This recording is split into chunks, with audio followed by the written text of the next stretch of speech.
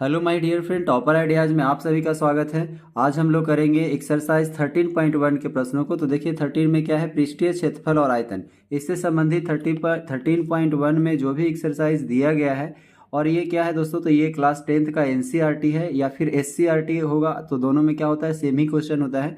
तो आप इसको इस वीडियो में हम क्या करेंगे, 1 से लेकर 5 तक के प्रश्नों को क्या करेंगे, अच्छी तरीके से सॉल्व करेंगे। तो चलिए स्टार्ट करते हैं हम लोग।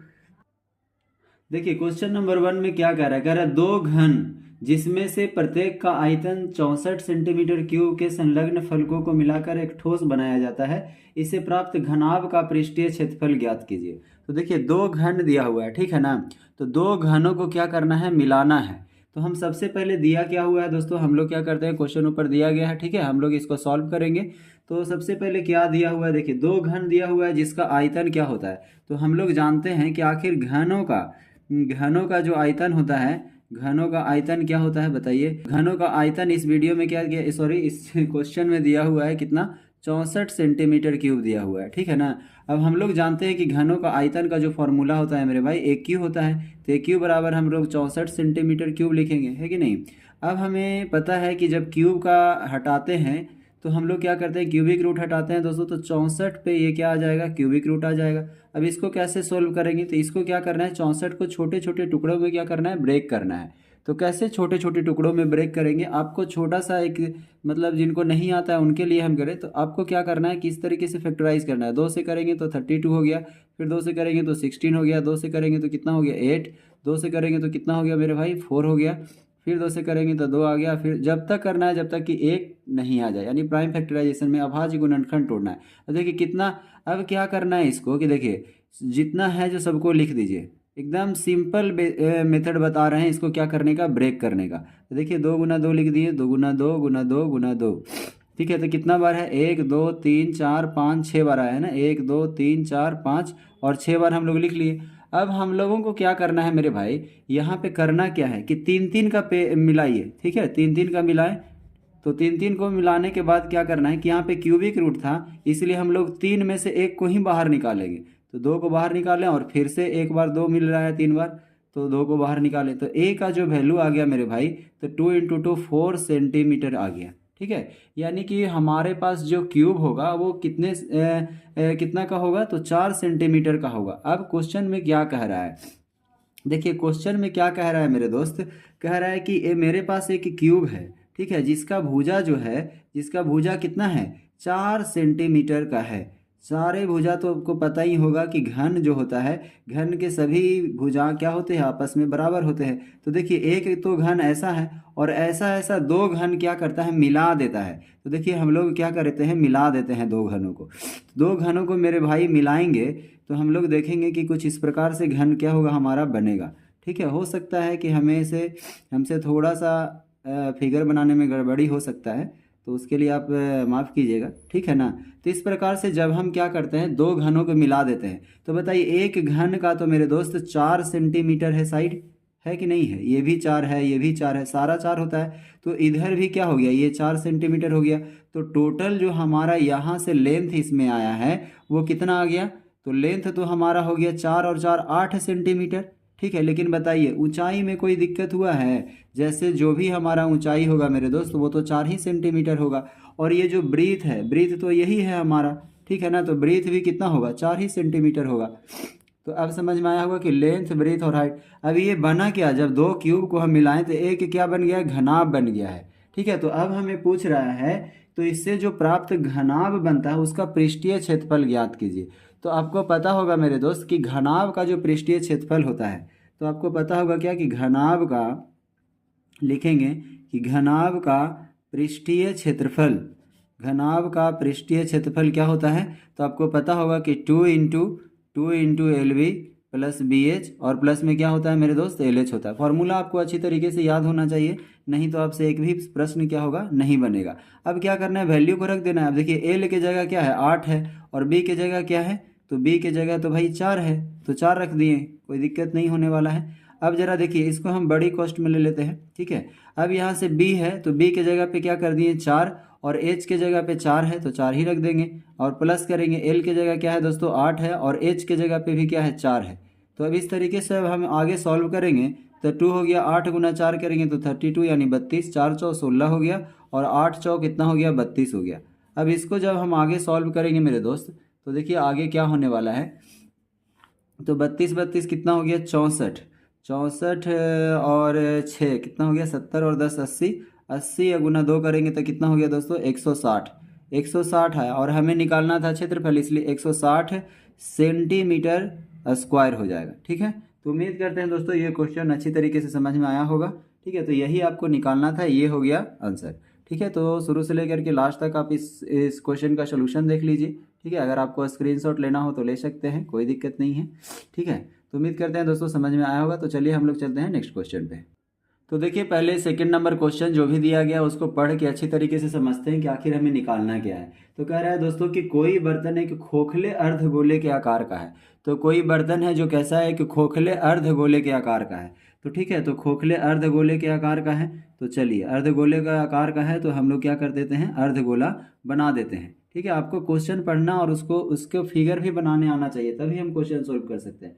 देखिए खोखले गोले का अर्धगोले के आकार का है तो बना ली। उसके ऊपर एक खोखला बेलन अध्यारोपित है।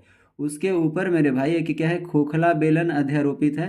यानी कि ये जो अर्धगोला है इसके ऊपर क्या है, एक खोखला बेलन अध्यारोपित है। तो हम लोग क्या किए मेरे दोस्त, बेलन को इस तरीके से बना लिए। तो इस प्रकार का क्या है, फिगर दिया हुआ है।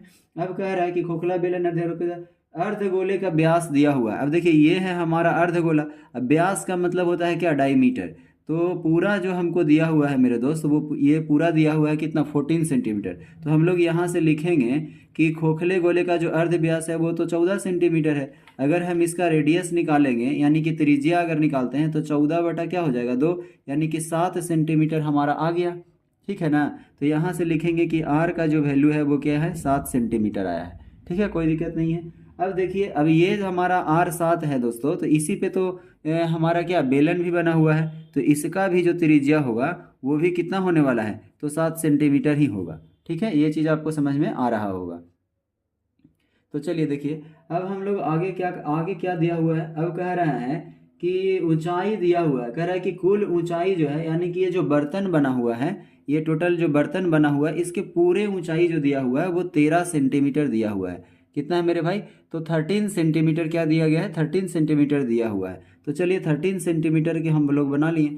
अब जरा सोचिए यहाँ से आपको थोड़ा सा दिमाग क्या लगाना है कि ये जो हमारा अर्धगोला दिया हुआ है, तो बताइए ये तो सेंटर होता है अर्धगोला का, यानी केंद्र है। तो केंद्र बिंदु से कहीं पे भी अगर हम डिस्टेंस लेंगे तो वो क्या होगा, त्रिज्या के बराबर ही होता है। तो अगर ये 7 है तो आपको क्या लगता है, ये भी तो इसका रेडियस ही है, तो ये भी क्या हो जाएगा 7 सेंटीमीटर। अब जरा सोचिए यहाँ से यहाँ तक अगर हम देखेंगे, यहाँ से यहाँ तक, तब ये तो भी हमारा क्या होगा 7 सेंटीमीटर ही होगा।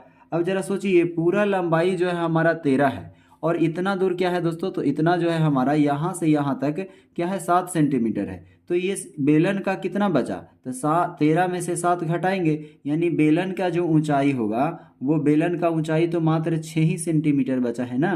तो हम लोग यहाँ से लिखेंगे क्या, पहले आप लोग लिख लीजिए कि बेलन का, अगर आप चाहें तो लिख सकते हैं, कोई दिक्कत नहीं है। बेलन का क्या हो गया, ऊंचाई जो है कितना हो गया दोस्तों, तो 6 सेंटीमीटर हो गया। ठीक है, उसी तरीके से अगर हम यहाँ पे लिखना चाहें क्या, कि त्रिज्या बराबर क्या निकाल रहे हैं हम लोग, त्रिज्या जो निकाले, त्रिज्या तो दोनों का सेम ही है, तो हम लोग लिख देते हैं कि त्रिज्या क्या है 7 सेंटीमीटर है। आप चाहें तो लिख सकते हैं बेलन का त्रिज्या और क्या, तो अर्धगोले का त्रिज्या, दोनों का 7 सेंटीमीटर है। अब हम लोगों को क्या निकालना है, तो देखिए खिलौने का सॉरी यहाँ पे बर्तन का आंतरिक पृष्ठीय क्षेत्रफल।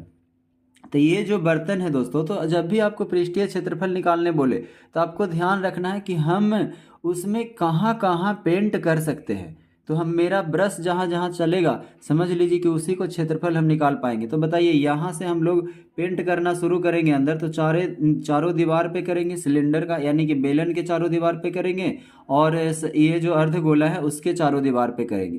तो हम लोग सीधा सा यहाँ पे लिखेंगे क्या, तो हम लोग लिखेंगे कि बर्तन का, ठीक है, बर्तन का आंतरिक, बर्तन का क्या लिखेंगे दोस्तों, बर्तन का आंतरिक पृष्ठीय क्षेत्रफल, बर्तन का आंतरिक पृष्ठीय क्षेत्रफल बराबर क्या लिखेंगे दोस्तों, तो हम लोग लिखेंगे बेलन का क्या, तो बेलन का बेलन का कैसे निकलेगा, तो बेलन का वक्र पृष्ठीय क्षेत्रफल निकालेंगे। यहाँ पे थोड़ा सा जगह कम है इसलिए नीचे लिख रहे हैं, बेलन का वक्र पृष्ठीय क्षेत्रफल, और साथ ही साथ इसमें क्या ऐड करेंगे, तो ये तो हमारा निकालेंगे तो ये बेलन का ही होगा, और फिर हम लोगों को वक्र पृष्ठीय क्षेत्रफल किसका निकालना पड़ेगा, तो अर्धगोला का। उसके साथ ही साथ क्या लिखेंगे कि बेलन का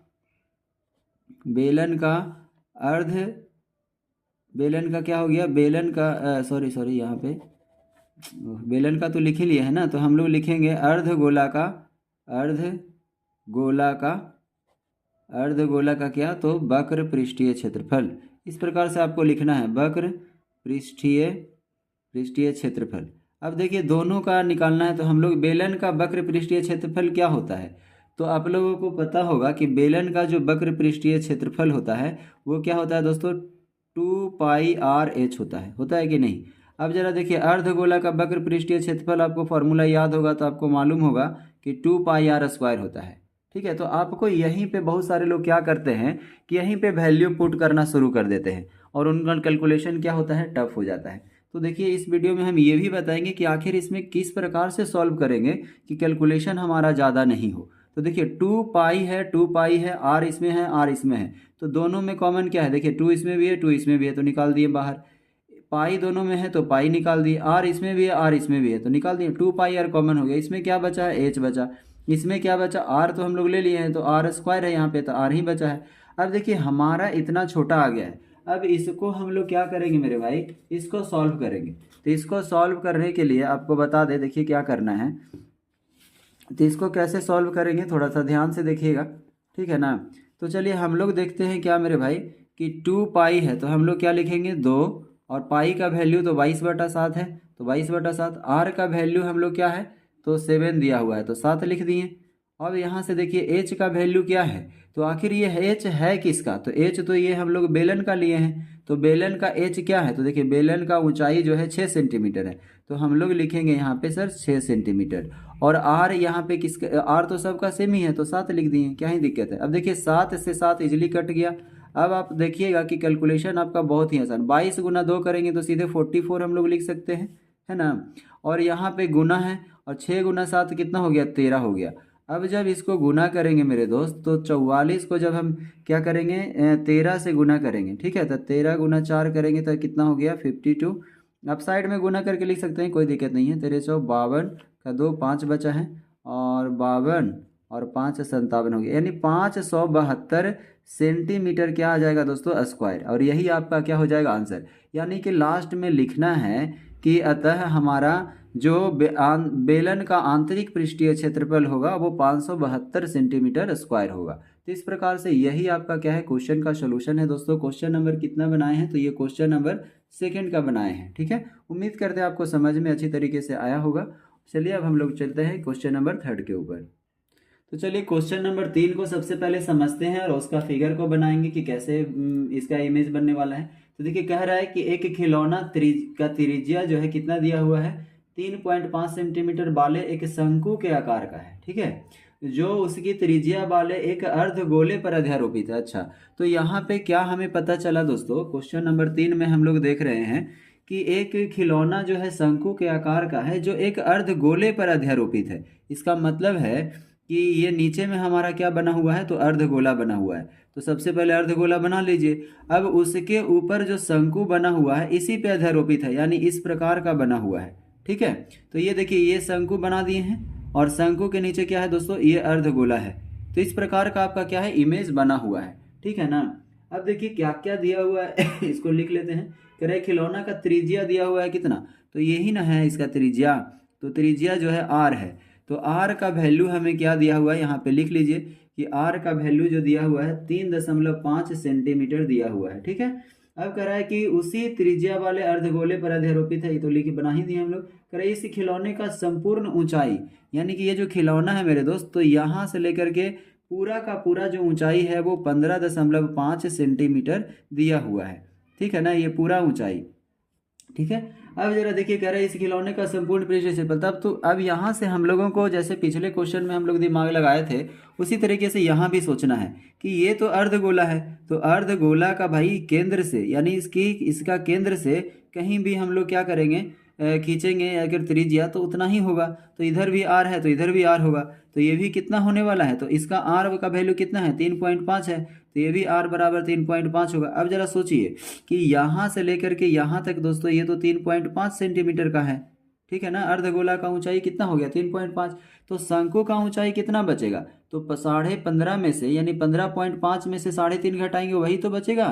तो यहाँ से जो हमारा शंकु का ऊंचाई हुआ, तो यहाँ से अगर हम देख लेते हैं कि शंकु का जो ऊंचाई हुआ मेरे दोस्त, शंकु का ऊंचाई वो कितना हुआ, तो 15.5 में से हम लोग 3.5 घटाएंगे तो 12 सेंटीमीटर आएगा कि नहीं आएगा।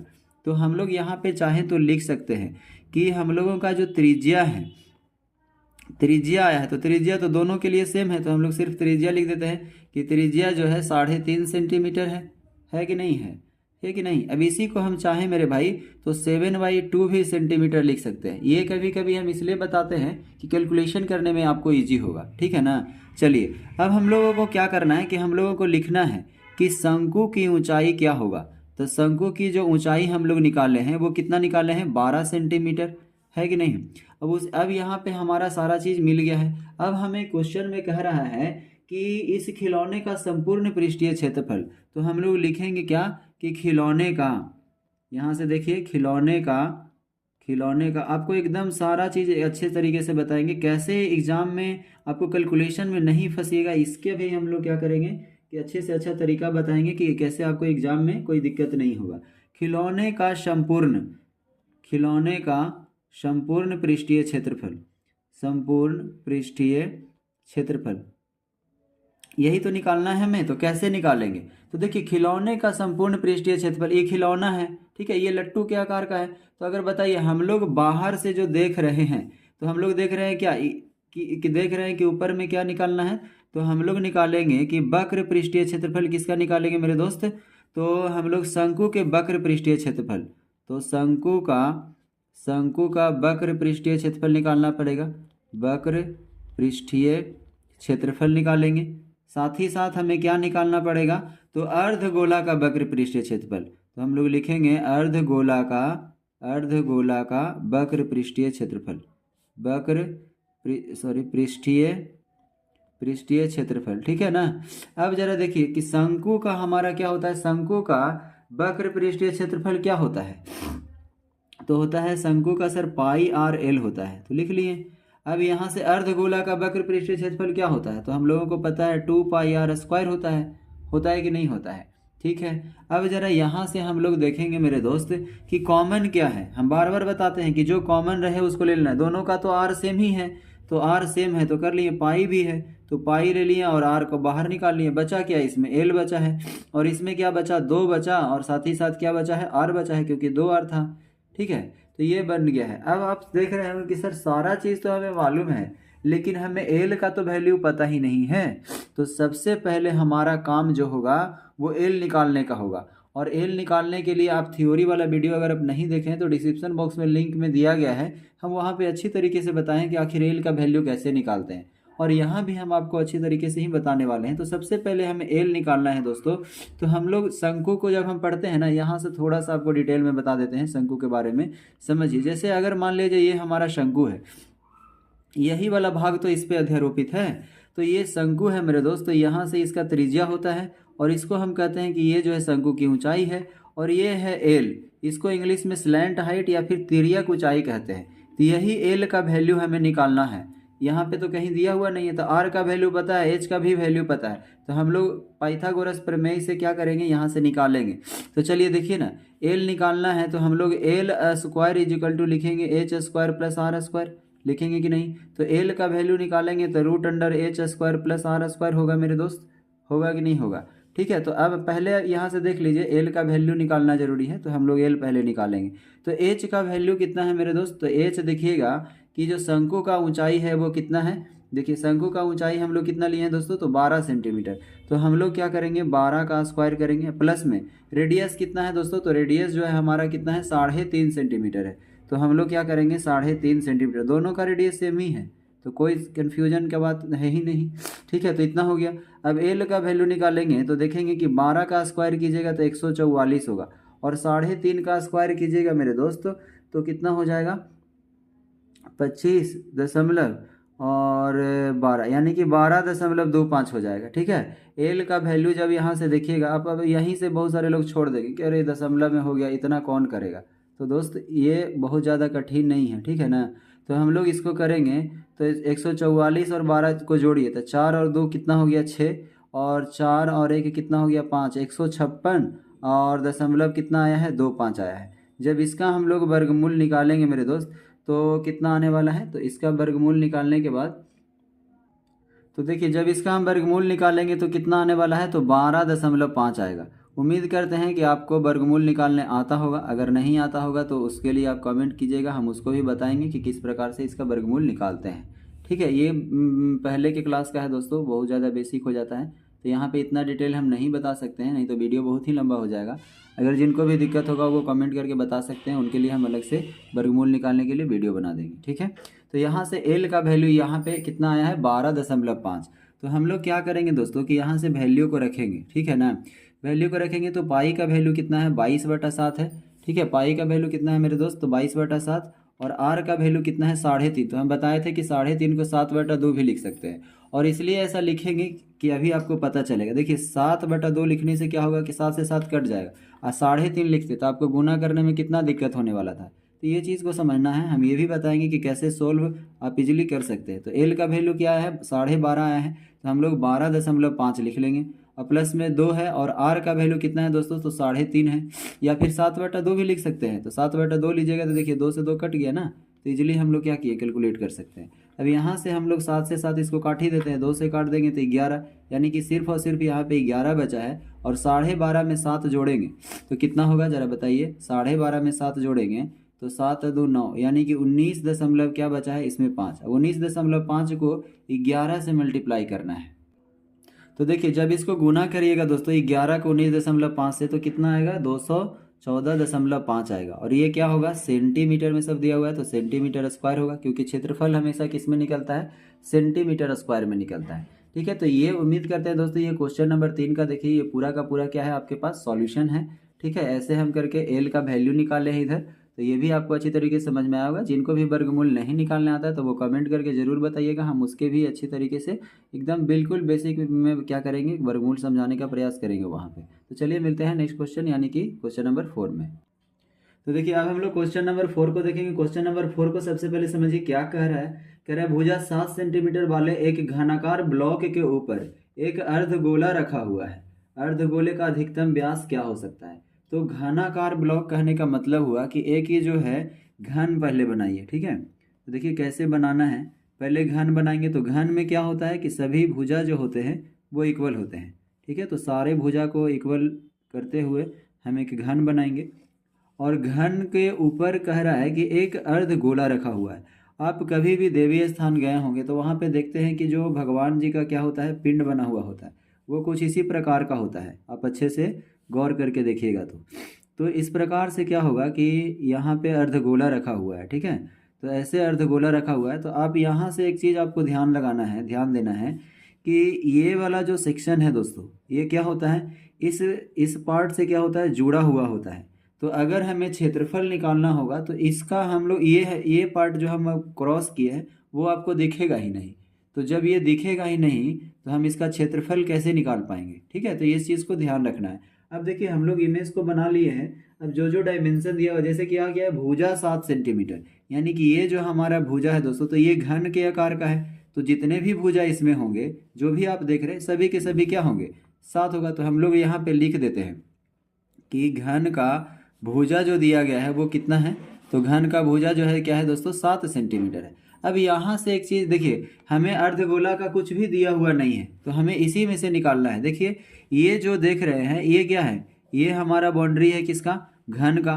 तो घन में आप देख रहे होंगे कि पूरा का पूरा, देखिए हम थोड़ा सा कलर चेंज कर लेते हैं ताकि आपको अच्छे से समझ में आए। जैसे ये जो आप देख रहे होंगे पूरा बाउंड्री ये क्या है दोस्तों, ये कहीं ना कहीं तो ये पूरा लंबाई जो है घन के भुजा का ही है। तो ये हमारा अर्धगोला का ये क्या हो गया व्यास हो गया। तो हम लोग यहाँ से लिखेंगे कि अर्धगोला का जो व्यास है दोस्तों वो व्यास कितना है 7 सेंटीमीटर के ही बराबर होगा। और इसका अगर हम त्रिज्या की बात करें त्रिज्या की, तो त्रिज्या कितना हो जाएगा, तो 7/2 सेंटीमीटर होगा, क्योंकि उसका आधा होता है। तो ये चीज़ हम लोग यहाँ से पता कर लिए, ठीक है ना। तो अब दोनों चीज़ हमें पता हो गया। तो आखिर हमें पूछ क्या रहा है, तो कह रहा है कि सबसे पहले तो क्वेश्चन यही बोला है कि अर्धगोला का अधिकतम व्यास क्या हो सकता है। तो हम लोग लिखेंगे कि अर्धगोला का, यहीं से लिख लेते हैं कि अर्धगोला का जो अधिकतम व्यास होगा, ठीक है, अधिकतम व्यास होगा वो कितना होगा, व्यास 7 सेंटीमीटर होगा, ठीक है। अधिकतम व्यास 7 सेंटीमीटर होगा। ये चीज़ हम लोग क्लियर कर लिए। अब अगला क्वेश्चन इसी में क्या दिया हुआ, कह रहा है इस प्रकार बने ठोस का पृष्ठीय क्षेत्रफल ज्ञात करें। तो हम लोग क्या करेंगे, लिखेंगे कि ठोस का पृष्ठीय क्षेत्रफल क्या होगा।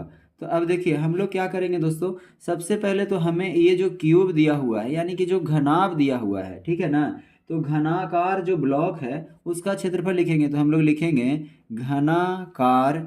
घनाकार ब्लॉक का, ठीक है, घनाकार क्या, तो घनाकार ब्लॉक का संपूर्ण पृष्ठीय क्षेत्रफल। इसका हम लोग क्या निकालेंगे, संपूर्ण पृष्ठीय क्षेत्रफल। देखिए पृष्ठीय क्षेत्रफल निकालेंगे, और साथ ही साथ हम लोग जब इसका पृष्ठीय क्षेत्रफल निकालेंगे और उसके बाद क्या लिखेंगे, अर्धगोला का क्या, वक्र पृष्ठीय क्षेत्रफल निकालेंगे, वक्र पृष्ठीय क्षेत्रफल। अब देखिए वक्र पृष्ठीय क्षेत्रफल निकाल लिए दोस्तों। अब आप यहाँ पे एक बात जो गौर करना है, बहुत सारे लोग यही निकाल देंगे और जोड़ के करेंगे तो उसका आंसर ही नहीं आएगा, ठीक है। अब क्यों नहीं आंसर आएगा ये हम आपको बताते हैं। देखिए बहुत सारे लोग यही दिमाग नहीं लगा पाएंगे कि ये जो अर्धगोला इस पे रखा हुआ है, तो क्या जो हम क्रॉस करके यहाँ पे जो ये सब सेक्शन जो हम बनाए हैं, क्या ये आप देख सकते हैं। जब आप देवी स्थान के मंदिर में पिंड को देखिएगा तो क्या ये जो चिपका हुआ रहता है, ये तो चिपका हुआ, अगर हमें पेंट करना होगा तो क्या इस भाग में हम पेंट कर पाएंगे, नहीं कर पाएंगे ना। तो इसका हम नहीं निकाल सकते हैं। लेकिन जब हम घनाकार ब्लॉक का संपूर्ण पृष्ठीय क्षेत्रफल निकालें तब तो ये हम ऊपर वाले पूरे सरफेस का क्षेत्रफल निकाल लिए, लेकिन इतना का तो हम क्या करेंगे, माइनस करना पड़ेगा, क्योंकि इस पे तो हम पेंट कर नहीं सकते हैं, हम लोग इसका क्षेत्रफल तो निकालेंगे नहीं। तो हम लोग क्या करेंगे, माइनस, तो ये क्या है, तो ये जो है हमारा अर्धगोला का आधार होता है। जैसे मान लिया जाए ये हम अगर अर्धगोला बनाए हैं मेरे दोस्त, तो ये जो सर्कल टाइप का जो आपको दिख रहा है, ये अर्धगोला का आधार कहा जाता है। तो हम लिखेंगे, माइनस करेंगे कि अर्धगोला का आधार, अर्धगोला का क्या, आधार, ठीक है। तो देखिए अर्धगोला का आधार, देखिए एक बार आप पूरा क्वेश्चन देखिए, और जब भी आपको रिवीजन करना हो तो बस ये वाला जो सेक्शन हम लिख रहे हैं ना, बहुत सारे लोग यही चीज़ देखेंगे और अपने आप खुद से बना लेंगे जिनको फॉर्मूला याद रहेगा, ठीक है। तो मेन यही चीज़ होता है, और फिगर को समझना है कि कैसे क्या होता है। अब देखिए अब हम लोग क्या करेंगे कि अब जितना भी बात लिखे हैं अब इसको क्या करना है, फॉर्मूला लिखना है और वैल्यू पुट करके सॉल्व कर देना है। अब तो बहुत ही आसान हो गया है। अब देखिए क्या करेंगे आगे, घनाकार ब्लॉक का संपूर्ण पृष्ठीय क्षेत्रफल क्या होता है, 6a² होता है, आपको पता होगा, ठीक है। अब कह रहा है कि अर्धगोला का वक्र पृष्ठीय क्षेत्रफल, तो अर्धगोला का वक्र पृष्ठीय क्षेत्रफल क्या होता है दोस्तों, 2πr² होता है।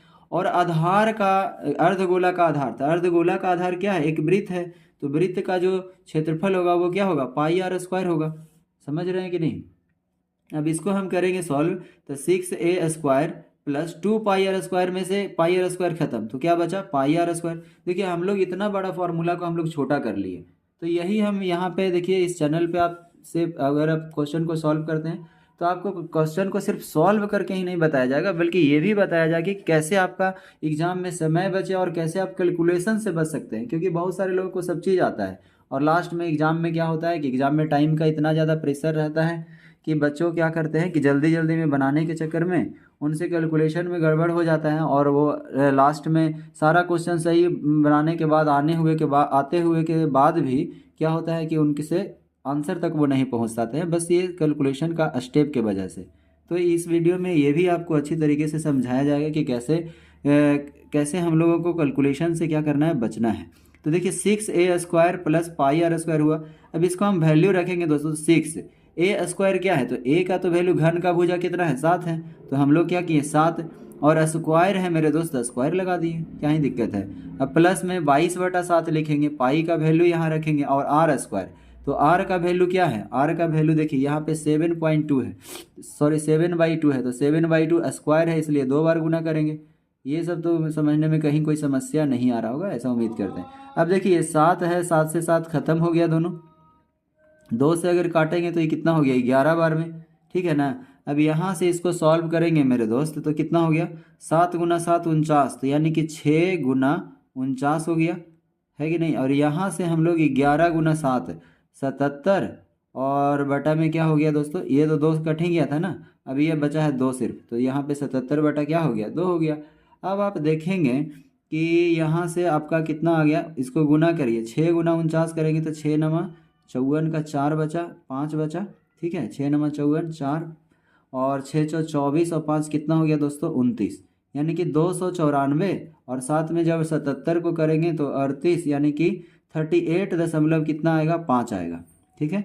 अब जब इसको हम दोनों को ऐड करेंगे तो कितना हो गया 8 4 12 का 2, और 8 4 12 का 2 हो गया, और 1 बचा ना, तो 3 9 12 और 13, यानी कि 332 दशमलव कितना हो गया 5 सेंटीमीटर स्क्वायर आ गया। तो ये आपका क्या हो गया दोस्तों आंसर हो गया।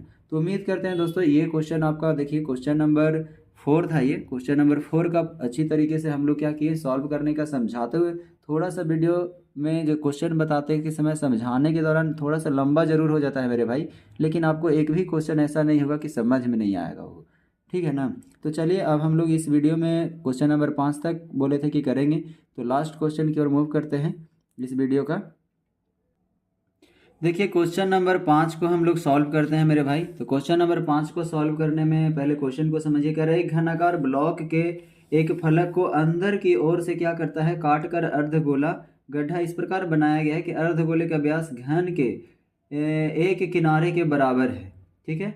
तो शेष बचे ठोस का पृष्ठीय क्षेत्रफल ज्ञात कीजिए। तो चलिए यहाँ पे देखिए हमें क्वेश्चन में कुछ भी नहीं दिया गया है, ठीक है।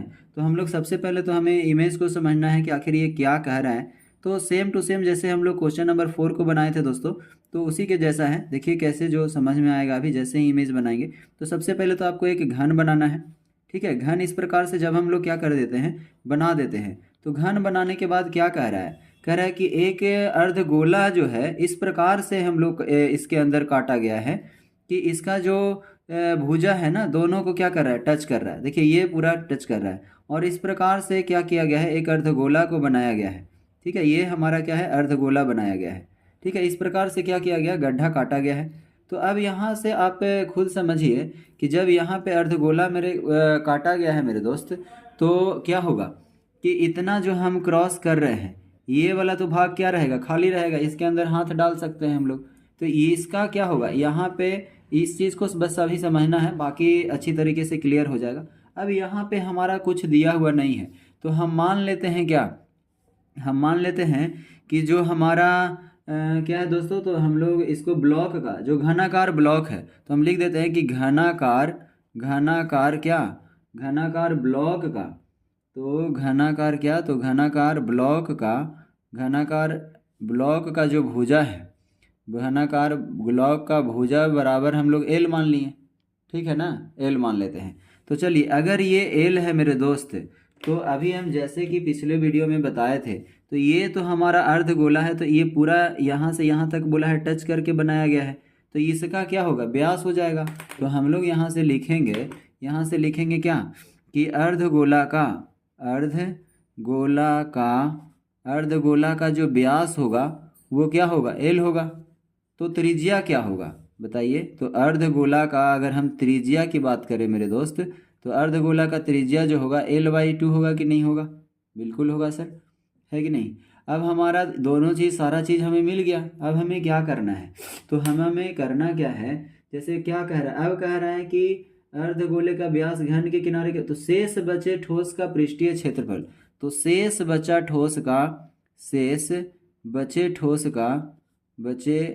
ठोस का क्या निकालना है का पृष्ठीय क्षेत्रफल। तो इस प्रकार से लिख लेंगे।